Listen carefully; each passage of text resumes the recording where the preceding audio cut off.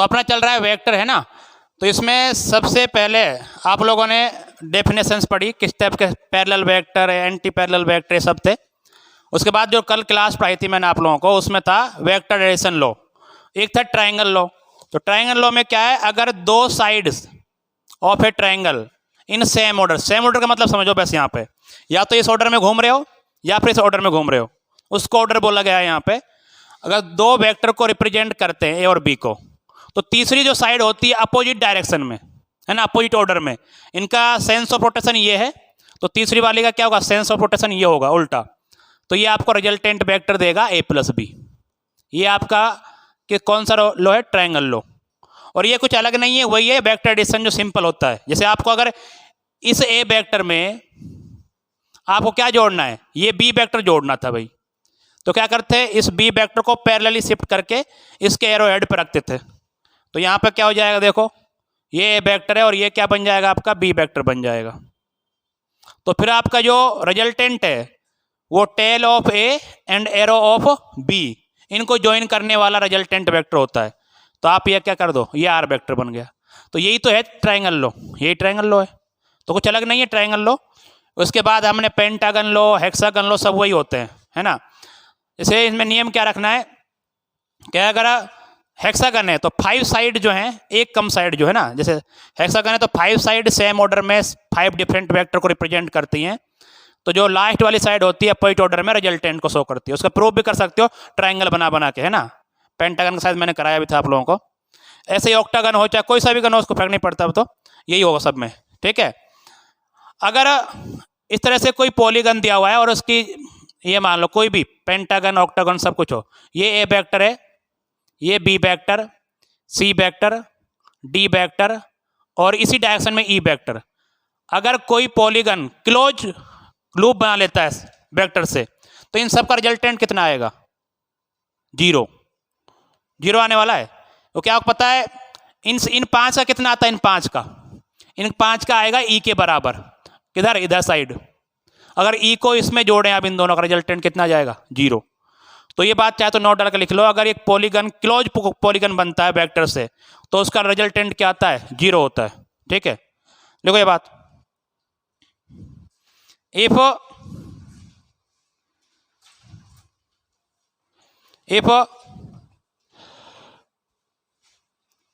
vectors are from, if vectors are from a closed polygon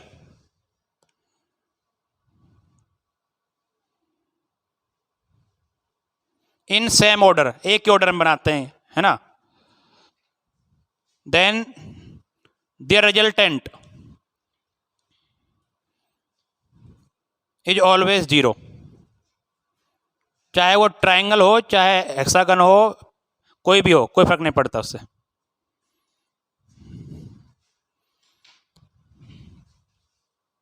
ठीक है। एक छोटा सा टॉपिक और है, ये और लिख लो, angle between vectors, 2 vectors, heading डालो angle between 2 vectors, angle between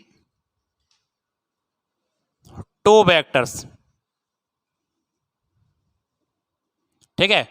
तो 2 वेक्टर्स के बीच एंगल क्या होता है, तो जो एरो हेड्स होते हैं 2 वेक्टर के बीच में, उनके बीच जो एंगल होता है उसको क्या बोलते हैं, एंगल बिटवीन वेक्टर बोलते हैं। जैसे मान लो आपका ये आपका ए वेक्टर है और ये आपका क्या है, बी वेक्टर है, तो ये जो एंगल बनेगा ये क्या होगा, एंगल बिटवीन वेक्टर होगा, है ना।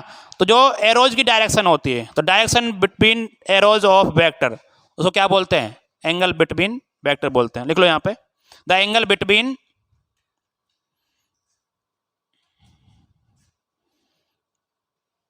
To vector is,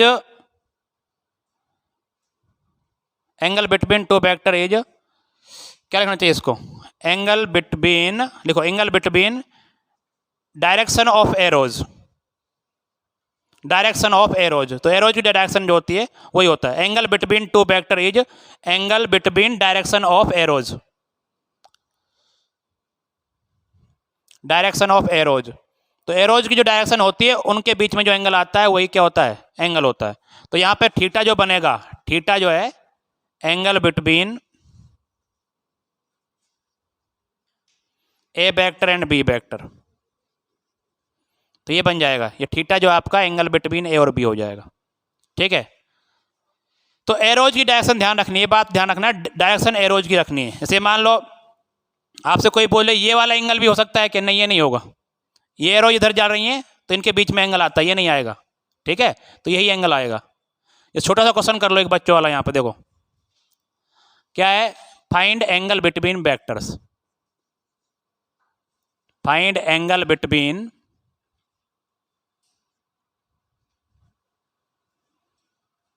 A vector and B vector, ऐसा लिखे तो चलो। तो क्या है, मान लो इस तरह से आपको दिया हुआ है एक, ये तो आपका ए वेक्टर है, ठीक है, इधर आपका बी वेक्टर है और ये एंगल 60 डिग्री है। तो आपको दो ऑप्शन दे रहा हूं मैं यहाँ पे, ए ऑप्शन आपका मान लो 60 डिग्री, बी ऑप्शन मान लो कितना 120 degree, C option 180 degree, D option पता नहीं है ना, ये भी हो सकता है, हमें कोई मतलब नहीं किसी से, ठीक है, पता नहीं। तो बताओ कौन सा आंसर सही है। हाँ, हाथ खड़े करने सबको वोट करनी है यहाँ पे ना, तो कितनों के हिसाब से ए आंसर सही है इसका, ए, कितनों के हिसाब से बी आंसर सही है, हाथ खड़े करो, कितनों के हिसाब से सी और डी। जिन्होंने जिन्होंने हाथ नहीं खड़े किए इसका मतलब क्या है, उनको नहीं पता है ना, तो उनका डी है। तो हाथ सबको खड़े करने गलत हो सही हो। तो मैंने क्या बोला, जो एरोज के बीच एंगल होता है वो क्या होता है, एंगल बिटवीन वेक्टर होता है। तो भाई इस वेक्टर की एरो कहाँ जा रही है, इधर जा रही है, और इसकी डायरेक्शन किधर होगी, इधर होगी। तो ये एंगल बनेगा ना एंगल बिटवीन वेक्टर, 60 डिग्री नहीं बनेगा, कितना बनेगा ये 120, और पूरा एंगल कितना होता है 180 का होता है, इसमें 60 ये है तो कितना हो जाएगा 120। तो जो एरोज की डायरेक्शन होती है इधर जा रही है बी वेक्टर, तो ये बी वेक्टर की डायरेक्शन इधर साइड है, तो आपका ये हो जाएगा 120 डिग्री। तो आंसर कौन सा होगा, 120 डिग्री हो जाएगा। तो ये लगा लो।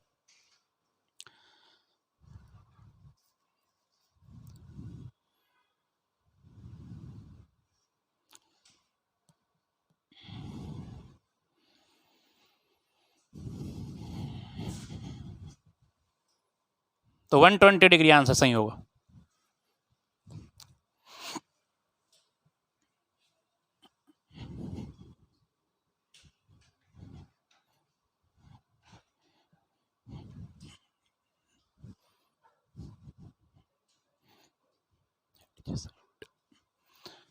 नेक्स्ट हेडिंग डालें आप लोग, जो एक लॉ है एडिशन का, parallelogram law of vector addition, parallelogram law of vector addition है ना।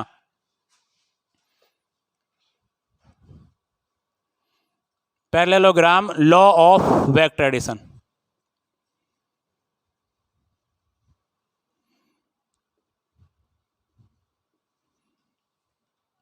ये। तो इसकी देखो पहले समझ लेते हैं फिर इसको लिखा देते हैं क्या है। अगर पैरेललोग्राम की दो साइड्स है ना, 4 साइड होते हैं इसमें, ये मान लो इस तरह से, ये बन गया आपका पैरेललोग्राम, ठीक है, A B C D, 2 sides है ना। 2 साइड भी कौन सी, एडजेसेंट साइड से बोलते हो ना, एक ही जगह से स्टार्ट जो होती हैं। तो अगर 2 साइड्स हैं वो 2 डिफरेंट वेक्टर को रिप्रेजेंट करती हैं, ए वेक्टर को ये कर रही है और बी वेक्टर को ये कर रही है। तो जो डायगोनल होता है वो क्या करता है, रिजल्टेंट वेक्टर देता है। अब डायगोनल भी 2 होते हैं इसमें, कौन कौन सा, एक ये हो सकता है और एक ये हो सकता है, ठीक है। तो कौन सा डायगोनल आएगा, जो इनके इंटरसेक्शन पॉइंट से पास होगा, तो ये वाला डायगोनल यूज किया जाएगा। तो ये बन जाएगा आपका रिजल्टेंट वेक्टर, तो ये बन जाएगा आपका आर वेक्टर। तो आर वेक्टर हो जाएगा आपके पास A vector plus B vector. तो इसकी जो है वही लैंग्वेज होगी, if 2 adjacent sides of parallelogram represent 2 different vector, then diagonal passing through intersection points gives the resultant, है ना। तो डायग्राम बना लो, चाहे पहले लिख लो, लिखो, if 2 adjacent side, if 2 adjacent sides of a parallelogram, if 2 adjacent sides of a parallelogram represent two different vectors, two different vector, then the diagonal passing through, then the diagonal passing through their intersection point,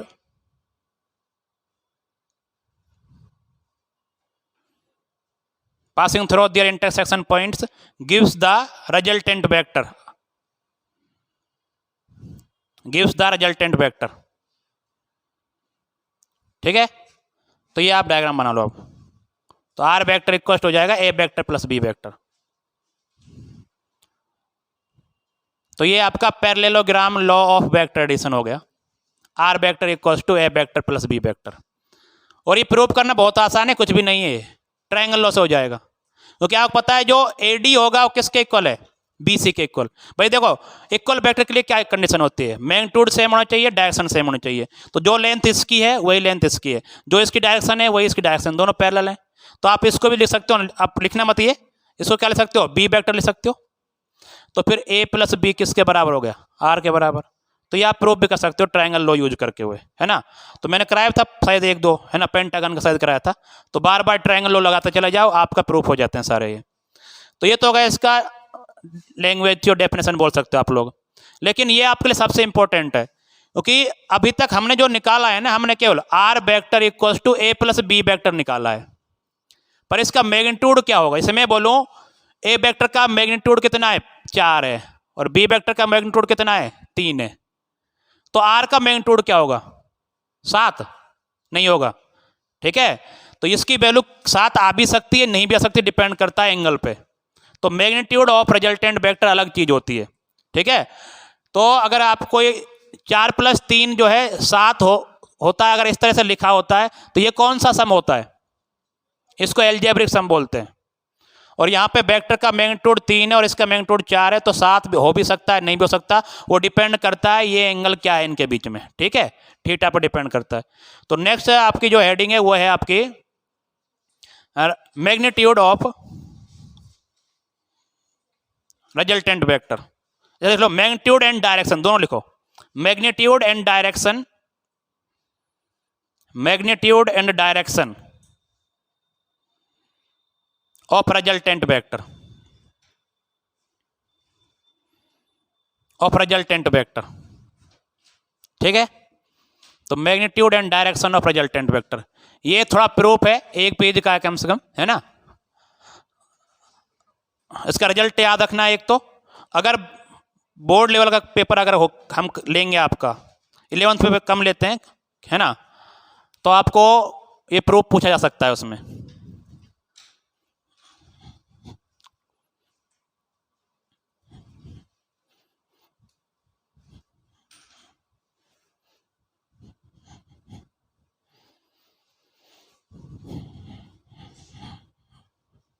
ठीक है, तो magnitude and direction of A resultant vector, तो उसके लिए हम parallelogram law से इसको prove करते हैं। तो लिखें इसमें, मान लो पहले डायग्राम बना लेता हूँ, फिर आपको समझा दूँ क्या करना है। ये आपका पैरेललोग्राम बन गया,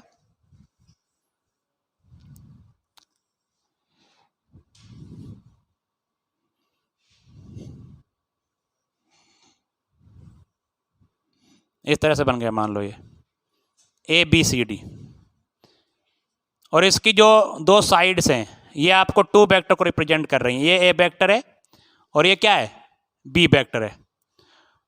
और इनके बीच में जो एंगल है वो एंगल कितना मान लो आप, थीटा मान लो।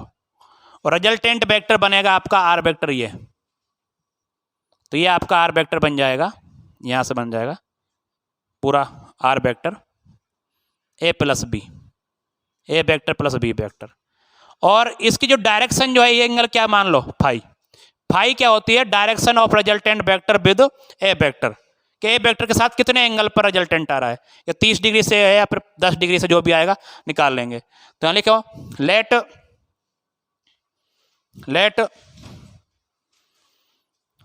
To side AB and CD, two side AB and CD represent two vector A vector and B vector.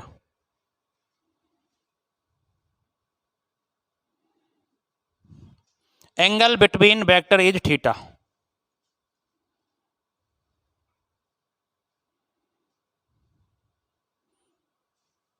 Angle between vector is theta.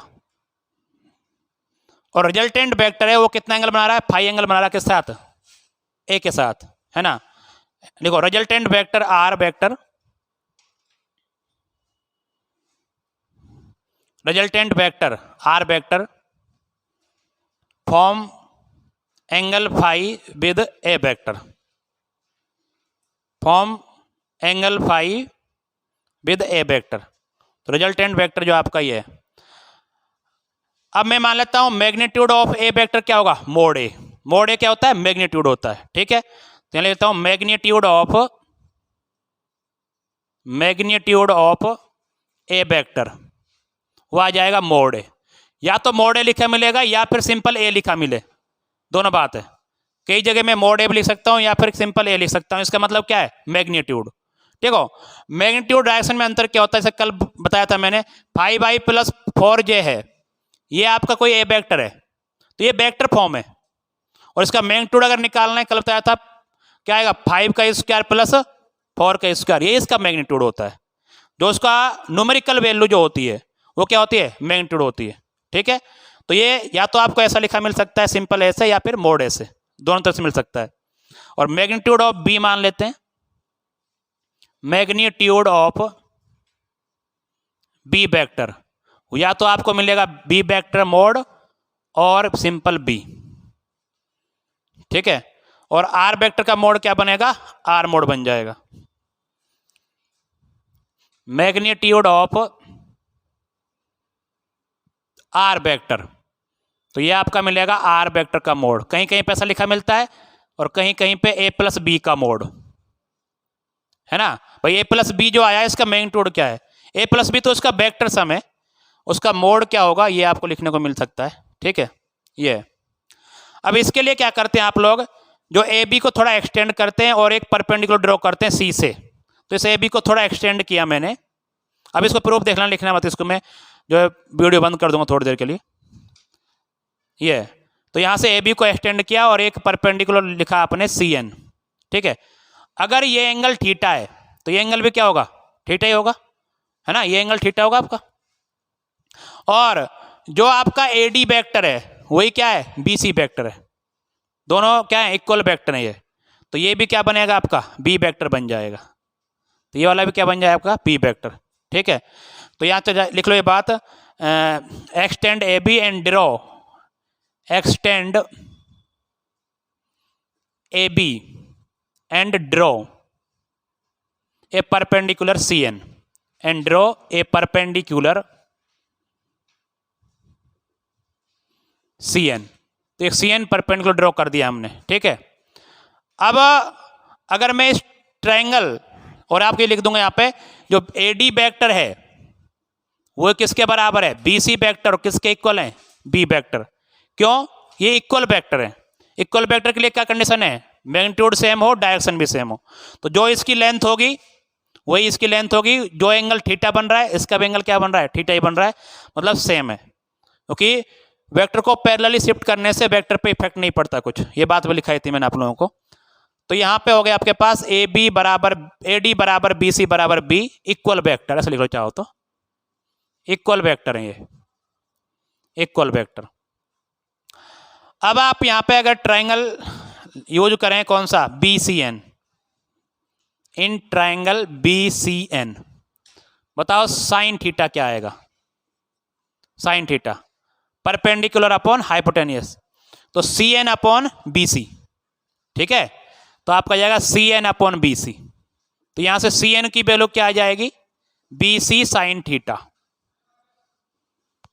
यह जाएगी C N upon B C, तो इसकी वैल्यू हो जाएगी बी साइन थीटा. पर B C की जो magnitude है वो किसके इक्वल है? मोड बी के. भाई बी सी की जो लेंथ होगी किसके इक्वल होगी? जो बी वेक्टर की लेंथ है.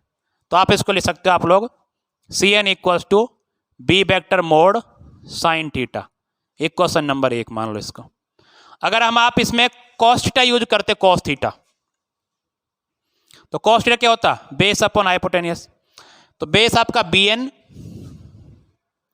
और ये कितना BC, तो यहां से आपका आ जाएगा bn equals to BC cos theta, और BC की वैल्यू फिर से मोड B के बराबर है, तो यहां से जो bn की वैल्यू है वो आ जाएगी आपके पास मोड B cos थीटा।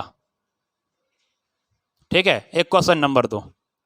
अब देख सकते हो आप यहां पे जो ये लेंथ जो बनी आपकी, ये बनी मोड B साइन थीटा, यहां से यहां तक की लेंथ, और ये लेंथ जो आपकी यहां से यहां तक mode B cos theta, bn ये बन गई।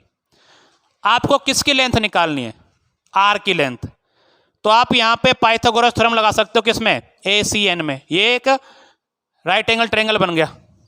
हमें एक्चुअली r की लेंथ निकालनी थी ना, कि r कितना लंबाई है उसकी, है ना, तो इसीलिए हमने इसको राइट एंगल ट्रायंगल बनाया, पर इसमें हमें ये पता नहीं थी, तो हमने b के फॉर्म में ये यहाँ पे फाइंड कर लिए। तो आप क्या करो, यहाँ पे पाइथागोरस थ्योरम लगा दो किसमें? ये बड़ा वाला ट्रायंगल जो बन रहा है ना, BACN, है ना, तो पाइथागोरस थ्योरम लिख दो, है ना। ये पाइथो की स्पेलिंग पता नहीं क्या हो गई, है ना, गोरस थ्योरम इन ट्रायंगल, कौन सा ट्रायंगल है? ACN, बड़ा वाला ट्रायंगल जो बन रहा है ACN। तो क्या होगी बताओ यहाँ पे? AC स्क्वायर इक्वल्स टू क्या बनी बताओ? यहाँ पे AN square plus CN square. ठीक है, तो ये हो जाएगा आपके पास AN square plus CN square, ये बन जाएगी, है ना। AC square equals to AN पूरा ये A स्क्वायर और ये वाला परपेंडिकुलर और जो है बेस, दोनों का स्क्वायर आ जाएगा। पर AN जो है वो दो लेंथ का सम है, कौन कौन सी? AB plus BN। भाई AN जो है क्या है? AB दिए है और क्या है? BN। तो AN को लिखूंगा मैं AB प्लस BN का होल स्क्वायर। तो यहाँ पे ये बात लिखो यहाँ पे कि AC स्क्वायर इक्वल्स टू, इसको लिखूंगा AN को AB प्लस BN का होल स्क्वायर प्लस CN का होल स्क्वायर, ये चीज हो जाएगी यहाँ पे। ठीक, इधर आएगा नहीं, अब ये इधर मिटा देते हैं। अच्छा, लिखा नहीं आप लोगों ने? जितना आएगा उतना कर देते हैं, चलो नहीं मिटा रहे अब देखो इधर, अब आप यहाँ पे वैल्यू पुट कर दे। AC क्या है आपका? मोड R, और AB क्या है? Mode A। BN क्या है? मोड B cos थीटा, और CN क्या है? Mod B sin theta. इन सब की वैल्यू पुट कर दो इसमें, तो आप लिखेंगे इसको यहाँ पे मोड R का स्क्वायर,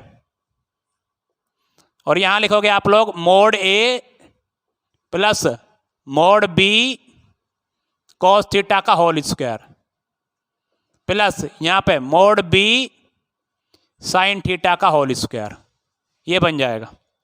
अगर आप इसको खोलें, यहां पे देखो, इसको खोलें, है ना, तो इसको खोलेंगे तो क्या बनेगा? मोड R का वेक्टर का स्क्वायर इक्वल्स टू, ये क्या बन गया आपका? A प्लस B का होल स्क्वायर। क्या होता है ये? A square plus B square plus 2AB, है ना। तो A स्क्वायर मतलब मोड A का स्क्वायर, B स्क्वायर मतलब मोड B का स्क्वायर, प्लस 2, A कितना है? Mode A mode B cos theta plus mod B का स्क्वायर साइन स्क्वायर थीटा, ये बन जाएगा। ठीक है, इसको खोल दिया पूरे को, A square plus B square plus 2AB cos theta, और ये तो आपका लिखा ही था यहाँ पे मोड B स्क्वायर और साइन स्क्वायर थीटा। अब ऐसा करो यहाँ पे, अच्छा ये गड़बड़ हो गई ना, कॉस और आएगा यहाँ पे, कॉस आएगा, ये कॉस आएगा, तो ये जगह नहीं बची, इधर इधर लिखते हैं फिर इसको, यहाँ से देख लेते हैं। चलो कि R वेक्टर के मोड का स्क्वायर बनेगा आपके पास A इसका मोड स्क्वायर, तो यहाँ पे B स्क्वायर में पूरा आएगा ना, ये B स्क्वायर में, तो मोड B स्क्वायर भी आएगा और कॉस स्क्वायर भी आएगा, है ना, प्लस 2 मोड A भी आएगा, मोड B आएगा, और यहाँ बचेगा cos थीटा, और प्लस मोड B का होल स्क्वायर और साइन स्क्वायर थीटा। अब ठीक है, अब ऐसा करो, यहाँ पे B स्क्वायर आ रहा है, यहाँ पे B स्क्वायर, इन दोनों से कॉमन ले लो B स्क्वायर। ठीक है, तो क्या बचेगा? देखो यहीं पे ये बचेगा मोड A का square, mode B square common कर लिया आप लोगों ने, क्या बचेगा यहाँ पे? cos square theta plus sine square theta. इसमें से और इसमें से आपने मोड बी स्क्वायर कॉमन ले लिया, प्लस ये बचा आपका 2 mod A mod B cos theta, ये बन जाएगा। ये कितना होता है आपका 1 होता है, तो इसकी जगह तो 1 रख देंगे आप लोग। तो क्या बन गया आपके पास, मोड आर का स्क्वायर जो है mod A square plus mod B square plus 2 mod A mod B और कॉस थीटा। अगर आपको केवल आर निकालना है तो क्या करना पड़ेगा, इस पर रूट ले लो दो तरफ। तो यहाँ से आर का मैग्नीट्यूड चाहिए केवल अपने को, तो आर का मोड आ जाएगा आपके पास मोड ए का स्क्वायर मोड बी का square plus 2 mod A mod B cos theta का अंडर रूट। यही फॉर्मूला आपको याद रखना है ना। ये 5 स्टार फॉर्मूला आपका, ठीक है। ये रात के 2:30 बजे भी याद होना चाहिए, नींदों में भी, है ना, क्योंकि ये यूज होगा कम से कम। आप देखेंगे जहाँ भी वेक्टर से डील करना पड़ा और मैग्नीट्यूड निकालना होगा, इसी को लगा के बैठ जाते हैं, A square plus B square plus 2ab cos theta. और ज़्यादातर मैं ये मोड यूज नहीं करता हूँ, मैं सिंपल लिखता हूँ R equals to A square plus B square plus 2ab cos theta, है ना। मोड लिखने में तो काफ़ी टाइम लग जाता है। ये तो ये फॉर्मूला आपको याद रखना है, कैसे भी याद रख लो इस चीज़ को।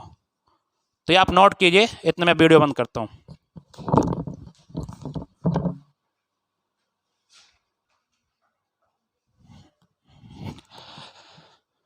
तो यहाँ देखो आप लोग कि जो रिजल्टेंट फॉर्मूला है ये आपको याद रखना है, A square plus B square plus 2ab cos theta, ठीक है। ए और बी के मैग्नीट्यूड दिए जाएंगे आप लोगों को, इनके बीच एंगल भी दिया जाएगा। तो रिजल्टेंट पूछता है आपसे वो।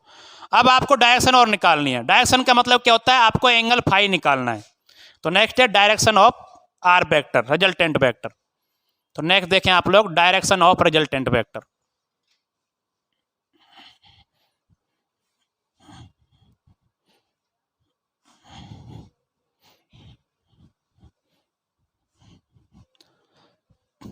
Direction of resultant vector, direction of resultant vector, ठीक है। रिजल्टेंट वेक्टर डायरेक्शन निकालने है अपने को, मतलब फाई निकालना है। तो फाई के लिए क्या यूज करो, tan फाई यूज कर लो। इस बड़े वाले ट्रायंगल में, ये वाला ट्रायंगल चल रहा है ना, इसमें tan फाई यूज करो। चलो, तो in triangle ACN tan phi बताओ क्या आएगा। tan फाई होता है परपेंडिकुलर अपॉन बेस। तो परपेंडिकुलर कितना हो जाएगा CN, और बेस क्या हो जाएगा आपके पास AN। फिर से वही AN के 2 पार्ट हो जाएंगे। N आपका है AB प्लस BN। अब CN की वैल्यू पता है, AB की पता है और BN की पता है, तो वैल्यू पुट कर दो। चलो यहाँ पे तो tan फाई जो बनेगा आपका यहाँ पे CN कितना है B साइन थीटा, है ना, मोड B साइन थीटा, थोड़ी देर पहले किया था आप लोगों ने। और AB कितना है मोड A, और ये आपका मोड B कॉस थीटा लिखा हुआ है यहाँ पे भी कॉस थीटा। तो ये हो जाएगा tan फाई। अगर आपको फाई निकालना है तो tan को यहाँ से हटाना होता है ना। ऐसा अभी समझ सकते हो, आपको पता नहीं है, ये इनवर्स में जाता है फिर, है ना। एक इनवर्स फंक्शन भी होते हैं, वो भी आप पढ़ोगे थोड़ा बहुत। अभी आप ऐसा समझ लो, आपको ये निकालना है tan फाई। अगर फाई निकालना है यहाँ से तो ऐसा करो, tan से डिवाइड कर दो। और tan से जब डिवाइड करेंगे tan को ऊपर लेके जाएंगे, tan पे कितनी माइनस पावर बनेगी -1। भाई tan से डिवाइड किया, उस tan को ऊपर ले गए, इसका मतलब क्या हो tan की पावर -1। तो आप ऐसे याद रख सकते हो। अभी इसका मतलब होता है tan inverse mod B sine theta upon mod A plus mod B cos theta. तो ये फॉर्मूला आपको याद रखना पड़ेगा, phi equals to tan inverse. तो ऑप्शन में आपको इसी तरह से आपको मिल जाएगा tan इनवर्स लगा हुआ, ठीक है। तो फाई की वैल्यू हो जाएगी tan इनवर्स, जो भी है इसके अंदर जो मैग्नीट्यूड आएगा ये वाला सोल्व कर लेना, जो भी बन जाएगा। अगर बाई चांस इसकी वैल्यू आती है 4/3, तो फाई की वैल्यू कितनी होगी, tan फाई बराबर 4/3 कितना होता है। अरे एंगल याद रखने के लिए बोला है ना, 53, ठीक है। तो ये 37 और 53 वाले एंगल सारे याद होने चाहिए। एक तो sin 53, sin 37, tan 37, तो tan 53 की वैल्यू आ जाएगी निकल के यहाँ से, फाई की वैल्यू, ठीक है। जैसे मान लो मैं ही बोल रहा हूँ, आप tan इनवर्स ऐसा लिखा मिल गया आपको 4/3, तो फाई की वैल्यू कितनी होती है 53 आएगी। तो आपको फाइव इस तरह नहीं मिलेगा, फिर आपको 553 डिग्री मिल जाएगा वहां पे। ठीक है, ये है। तो दो फॉर्मूले आपके पास कुल मिला के, एक ये वाला और दूसरा ये वाला, दोनों याद होने चाहिए। ये आपका डायरेक्शन निकालने के लिए है और वो किसके लिए है, मैग्नीट्यूड निकालने के लिए। क्योंकि वेक्टर पर दो ही चीजें होती हैं, डायरेक्शन भी होती है और मैग्नीट्यूड भी होती है। ठीक है, अब इसमें देखो एक दो केस हैं जो याद रखने हैं डायरेक्ट आपको, है ना। केस बनाते चलो। केस नंबर 1, है ना। केस को हिंदी में पता नहीं क्या बोलते हैं आज तक, हैं क्या बोलते हैं, ऐसा केस चल रहा है हमारे ऊपर, मुकदमा है ना, तो आप मुकदमा नंबर 1 डालें इधर। तो ये क्या कहता है, इसमें मतलब केस का मतलब क्या, एक दो एंगल्स के लिए आपको डायरेक्ट रिजल्ट याद रखना पड़ता है। इसका मतलब ये होता है इफ थीटा इक्वल्स टू कितना, 0 डिग्री। ठीक है, तो बताओ आर क्या निकल के आएगा। तो आर निकल के आएगा आपके पास मोड ए का स्क्वायर मोड बी का square plus 2 mod A mod B और कॉस 0 डिग्री। थीटा की जगह क्या पुट करें, कॉस 0, रूट तो है ही आपके पास। तो ये बन गया आपका मोड कॉस 0 कितना होता है, 1। तो यहां पे आप 1 रख दोगे तो क्या बनेगा, ये मोड ए का square mod B square plus 2 mod A mod B बचाएगा केवल और रूट। तो ये क्या बन गया, ए प्लस बी का whole square, A square plus B square plus 2ab। तो ये बन गया आपके कुल मिला के यहाँ पे मोड ए प्लस मोड बी का होल स्क्वायर और रूट आपके पास है ये। तो रूट से ये जो है स्क्वायर कैंसिल हो जाएगा। तो कुल मिला के आपको रखना है कि मोड जो बनेगा मोड ए प्लस मोड बी, ये आएगा। ठीक है, या फिर ऐसा लिख सकते हो आप लोग R equal to simple A plus B आ जाएगा। सिंपल डायरेक्ट मैग्नीट्यूड जोड़ देने, मान लो एक का मैग्नीट्यूड 3 है और एक का मैग्नीट्यूड क्या है 4 है, तो यहाँ पे क्या आएगा आंसर 7। और ये चीज जो है ना, ये आर मैक्सिमम होता है ना। दो वेक्टर का मैक्सिमम रिजल्टेंट कितना आ सकता है, ए प्लस बी। तो ये आपका मैक्सिमम वैल्यू होती है, मैक्सिमम वैल्यू। दो वेक्टर की मैक्सिमम वैल्यू कितनी हो सकती है, ए प्लस बी। मतलब ऐसा होगा ये कि ये आपका ए वेक्टर है, ठीक है, और प्लस इसी डायरेक्शन में क्या आपका बी वेक्टर है। तो जो रिजल्टेंट बनने वाला है वो क्या होगा, जुड़ जाएगा, क्या बनेगा, ए प्लस बी के बराबर आ जाएगा। ऐसा कुछ बनने वाला है। ठीक है, इन दोनों के बीच एंगल कितना होगा, 0 डिग्री। दोनों की डायरेक्शन क्या है, सेम है। तो ये कंडीशन बनेगी इस वाले केस में। तो ये लिख लो, आर मैक्सिमम की वैल्यू आएगी आपके पास ए प्लस बी।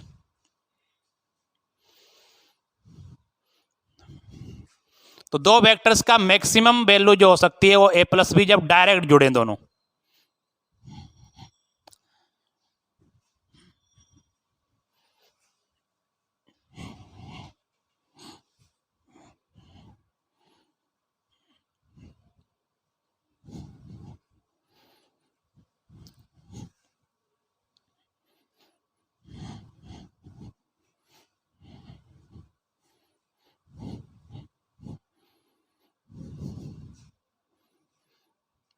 दूसरा केस क्या होगा, अगर थीटा की वैल्यू जो है 0 डिग्री हो, 0 तो हो गई, 180 लिख लो चाहे 90 लिख लो, 90 लिखते हैं पहले। चलो केस नंबर 2,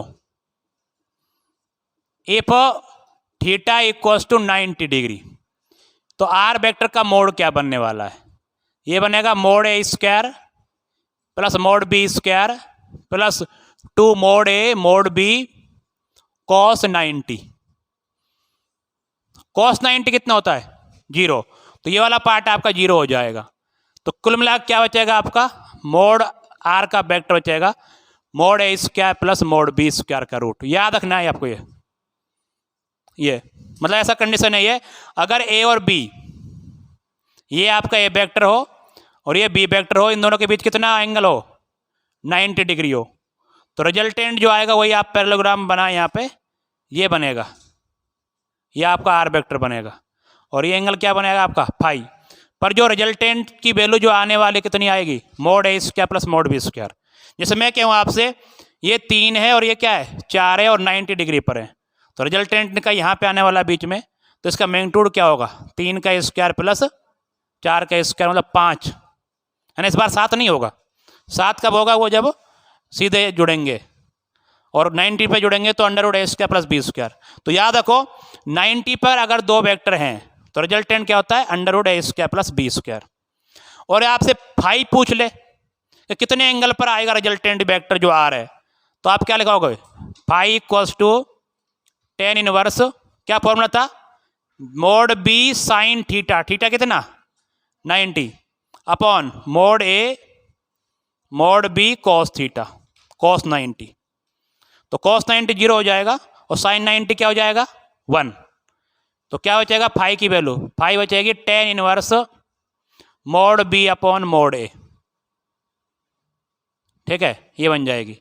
तो ये आपका फाई की वैल्यू हो जाएगी, याद रखना है। मैं तो डायरेक्ट ऐसा रखता हूँ, मोड तो मैं कभी लगाता ही नहीं, टेन इनवर्स बी बाई है, बस खत्म। ये आप ये टेन इनवर्स बी बाई है, ठीक है। जैसे मान लो ये 3 था, ये 4 था, तो क्या था टेन इनवर्स 4/3, तो कितना एंगल बनता 53 डिग्री। तो ये एंगल कितना होता है आपका 53। तो आप बोलते मैग्नीट्यूड कितना है 5 एट 53 डिग्री विद किसके साथ, ए वेक्टर के साथ। बी वेक्टर साथ पूछता है तो फिर 90 माइनस कर दो चाहो तो, ठीक है, जैसे मर्जी आपके। दिया जाएगा आपके पास केस नंबर 2 और लास्ट जो है केस नंबर 3 देखें क्या होगा।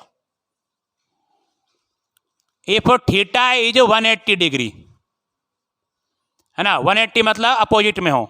जैसे मान लो आपका एक इधर है ए वेक्टर और इसमें उल्टा जोड़ रहे हो किसको, बी वेक्टर, तो इनके बीच एंगल कितना होगा 0 डिग्री या फिर 180 डिग्री, 180। क्यों, एक आपका इधर है और एक इधर है, तो इनके बीच एंगल कितना बनेगा 180 डिग्री। तो इनके इस केस में 180 डिग्री बनता है। और आपकी जो वैल्यू आएगी रिजल्टेंट की वो छोटी आएगी, बिल्कुल घट जाएंगे, दोनों अपोजिट में नहीं है, तो ये जो है घट जाएंगे, छोटे से बचेगा ये आर वेक्टर, इतना सा बचेगा, ए माइनस बी बचेगा ये, ठीक है। कैसे बचता है ये देख लो आप यहाँ से अभी। क्या होगा कि भाई आर के मोड का स्क्वायर क्या होता है, mod A square plus mod B square plus 2 mod A mod B cos 180। Cos 180 कितना होता है भाई, अरे कितना होता है कॉस 180 -1, तो -1 हो जाएगा, तो ये बन जाएगा आपके पास mod R A square mod B square minus हो जाएगा यहाँ पे 2 मोड ए मोड बी, ठीक है। तो ये क्या बन गया, ए माइनस बी का होल स्क्वायर और इसका अंडर रूट, रूट से ये कट जाएगा तो मोड आर बचाएगा केवल ए माइनस बी, मोड ए माइनस मोड बी, या फिर ऐसे बोल सकते हो मोड बी माइनस में मोड ए, जो भी बड़ा होगा उसमें छोटा हटाना है।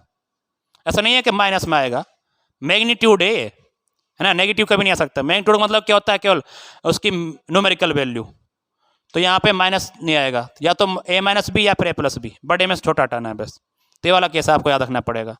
और यही चीज क्या होगी आपकी मिनिमम होगी, है ना, 2 वेक्टर का मिनिमम जो रिजल्टेंट कितना आता है ए माइनस बी। तो आप इसको आगे ले सकते हो चाहो तो, ये जो ए माइनस बी आता है ना ये मिनिमम आता है, तो यार मिनिमम है, तो ये मिनिमम वैल्यू होती है, मिनिमम वैल्यू। तो 2 वेक्टर के रिजल्टेंट्स की मिनिमम वैल्यू जो है वो होती है ए माइनस बी। अब पता चल गया आपको को मिनिमम कितनी होती है ए माइनस बी और मैक्सिमम कितनी होती है ए प्लस बी। तो ये रेंज हो गई कि आर वेक्टर यहाँ से यहाँ तक वेरी कर सकता है, ठीक है। तो ये एक बहुत इंपॉर्टेंट, जैसे कई क्वेश्चन आपको सीट में मिलेंगे, पेपर में मिल सकता है ये।